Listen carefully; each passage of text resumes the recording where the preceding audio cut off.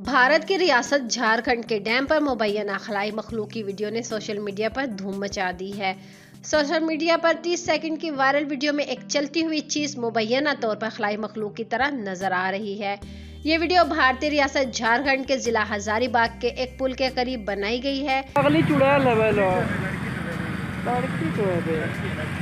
आगे थोड़ा चल।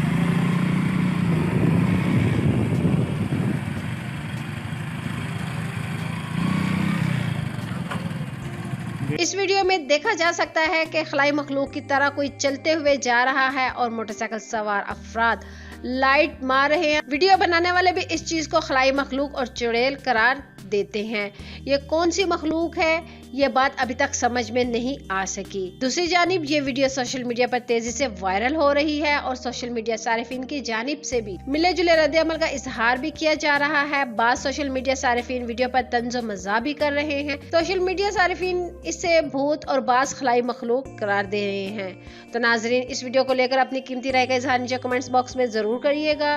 वीडियो को लाइक करने के साथ साथ हमारे चैनल को भी सब्सक्राइब कर दीजिएगा ताकि लेटेस्ट अपडेट्स मिलती रहे।